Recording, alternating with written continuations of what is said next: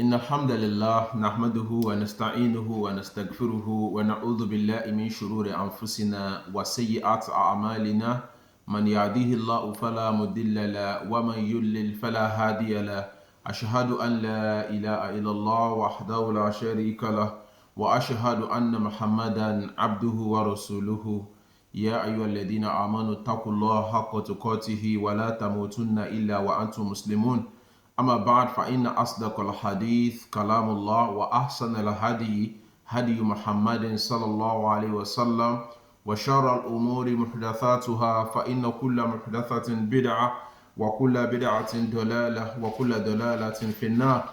We give thanks and glorifications to Almighty Allah subhanahu wa ta'ala. We beseech His noble blessing upon the soul Prophet Muhammad sallallahu alaihi wasallam, his household, his companions, and all the generality of Muslims till the day we shall meet Almighty Allah subhanahu wa ta'ala. After we have completed the Kayfiyat Salat Nabi, how the Prophet sallallahu alaihi wasallam, how he observed his salat, and like we said earlier, we had said severally that observing salat it has to do with so many learnings. We need to learn so many things before observing our salat, because we need to ensure that our salat will be acceptable by Almighty Allah subhanahu wa ta'ala. Inshallah, today we shall be looking at Arkanu Salat wa Wajibatuha. We'll be looking at the pillars of salat and also the obligatory aspects of salat as well.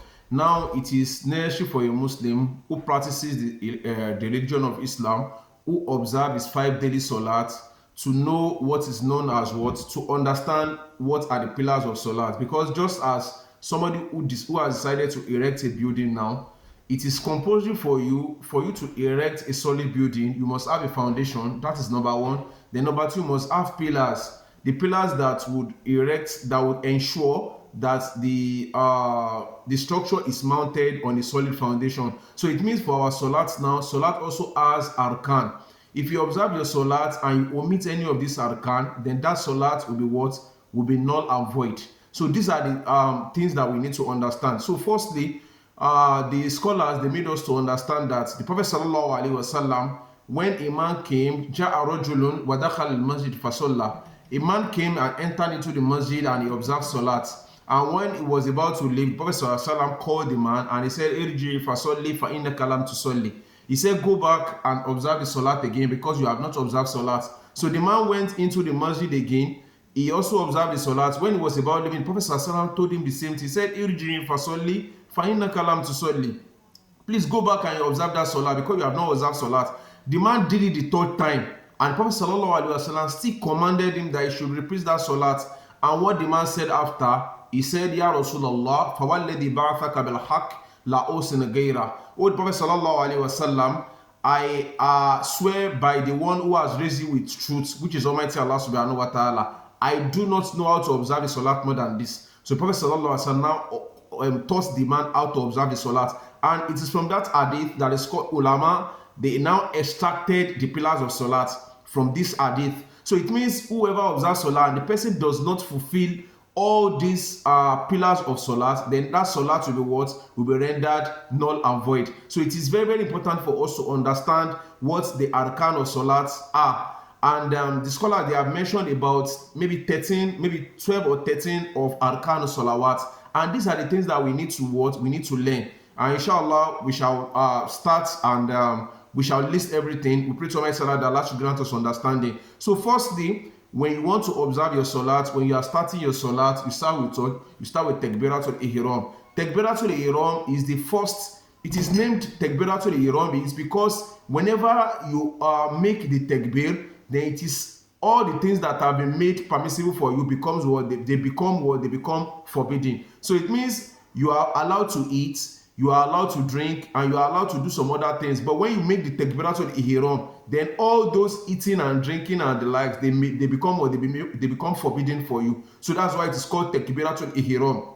So when you make the Takbiratul Ihram, it is the first takbir that we make to observe to start our salat. So after making the Takbiratul Ihram now, so that Takbiratul Ihram is rukunun min arkan salat. So it is a pillar of the of our salat.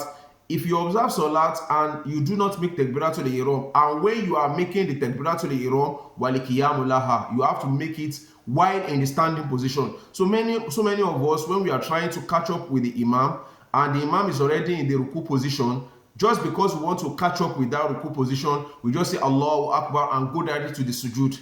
That salat is invalid, because if you are making your takbiratul ihram, it has to be what? It has to be done in the standing position. So that is number one. It is very important. Then number two is what? Al-qiyam. Al-qiyam laha is for when you want to observe salat, your salat must be observed in the standing position. If you do not have a genuine reason in the Sharia, it is not permissible for somebody to observe salat in the sitting position. Genuine reason like somebody who is sick or some other things like that. So you may be permitted to observe your salat. So Prophet ﷺ told the man that was sick, he said, Salli qa'iman fa in lam tastati fa qa'idan fa in lam tastati fa ala jambik. Observe your salat in the standing position. If you are not capable to do that, then you should observe it in the sitting position. If you are not capable to do that, then you observe the salat while lying down. So this means that these are the things that we need to observe. So if you want to observe your salat now, the Prophet Allah said in the Quran, he said, وَقُومُوا لِلَّهِ قَانِتِينَ. He said, observe your salat in the standing position. Stand up for Almighty Allah subhanahu wa ta'ala. So if you don't have a genuine reason for observing your salat in the standing position, if you observe that salat, then it becomes invalid because you have omitted a ruknu from the salat. So that makes it what? It makes it two of the arkan.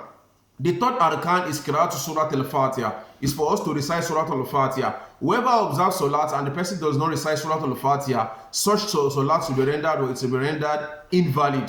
The Prophet ﷺ said, La solata liman lam yakra bi fatihatil kitab. Prophet ﷺ said, whoever observes salat and does not recite Surah Al-Fatiha, then that salat what? It becomes null and void. So that salat will not be what? It will not be valid before Almighty Allah subhanahu wa ta'ala. So that is number three. So when you talk of all these arkan now, if you omit any of them in a specific rak'ah, then that rak'ah, if it's still possible, whoever leaves an arkan, a rukun, whoever leaves a rukun of salat, that's the pillars of salat, whoever leaves it deliberately, then such person's salat will be what? To be rendered invalid. So the salat will not be valid. But whoever leaves it out of forgetfulness, then you have to make it up. If you still have the time, you can still make it up. But if you don't have that time again, for example, somebody is observing a 4 rak'ah salat now, and the person is in the 3rd rak'ah, and the person now remembers that when he was observing the salat, he forgot to recite Surah Al-Fatiha in the 1st rak'ah. So what will the person do? So what the person has to do is that on that 3rd rak'ah, that 1st rak'ah that he observed salat, that he didn't remember to recite Surah Al-Fatiha, he will abrogate, he will erase that 1st rak'ah. Then he will now make his 3rd rak'ah to be his 2nd rak'ah. So automatically the 2nd rak'ah becomes the 1st rak'ah, and the 3rd rak'ah becomes what? It becomes the 2nd rak'ah. So the person will assume that what he's observing now is 2nd rak'ah. So when he now completes the salat, he now sajada ba'da salam. Then the person will do what? He will now make sujudu sawi. That's inshallah we'll get there. So it means the person will make prostration, 2 prostration out of forgetfulness, and it will now be ba'di, to be after salam. We pray to Almighty Allah that Allah should rectify our affairs and grant us understanding. So that is the 3rd one, which is Surah Al-Fatiha, qira'atu Surah Al-Fatiha. So number 4 is al-ruku'. Al-ruku' is making ruku'. When you observe salat and you don't make ruku', or you omit ruku' in a specific rak'ah, that rak'ah will have to be abrogated, and you have to replace it with another rak'ah. That is the 4th one. Then the 5th one is al-qiyamu ba'da ruku', or al-qiyam min al-ruku'. Is for somebody to stand up after making that ruku. It means when you are standing up from your ruku, you have to be completely in a standing position. If you observe ruku and from that ruku you go directly to your sujud, then that's you have omitted a rukunu there. So these are the things that we need to learn and understand. Pray to Almighty Allah that Allah should grant us understanding. So al-qiyamu la'a. So you have to stand up from what? From your, when you stand up from your ruku, being in that standing position is what? Is rukunun min arkan salat. So that makes it 5. Then the 6th one is a sujud. When we make our sujud as well, it's also part of what? It's also rukunun min arkan salat. The 2 sujud are part of what? Are part of rukunun min arkan. If you don't observe, if you don't make your prostration while observing salat, then that salat will be rendered invalid. Then wal julusu bin sajdatain, sitting in between these 2 sujud is also what? Is also part of what? It's also part of rukunun min arkan salat. So that's sitting. So it means when somebody is standing up from the first sujood, from the first prostration to sit down, you have to sit comfortably, in such a manner that whoever sees you would think that you are not even ready to go back to another sujood. So it means you have to sit in a position in a position such that you find a complete rest in that sujood and in that julus. So it is very, very important.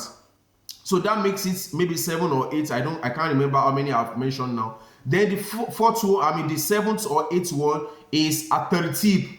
All these that we have mentioned, they have to be sequential. You have to arrange them the way they follow one another. So that is part of what? It's also part of rukunun min arkan salat. Then the 9th one, maybe 9th or 10th, is what?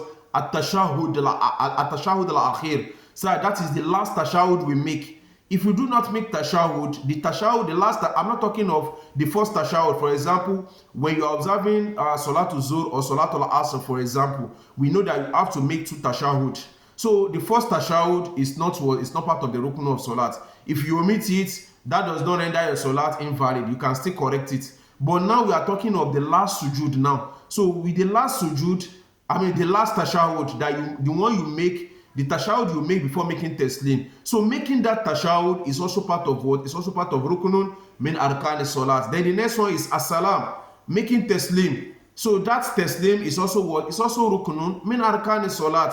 So we pray to Almighty Allah that Allah should rectify our faith. So all these things, they are very, very important that we need to take note of them. So now at-tumanina is all these pillars that we have mentioned, you have to find complete rest in them. So it means when you are observing the salat, when you are in the ruku position, you have to come to complete rest. Not that you just make the ruku briefly and you stand up. No, you have to make the ruku and come to complete rest when you are making it. Then also when you are standing up from the ruku back to the standing position as well, you have to come to what?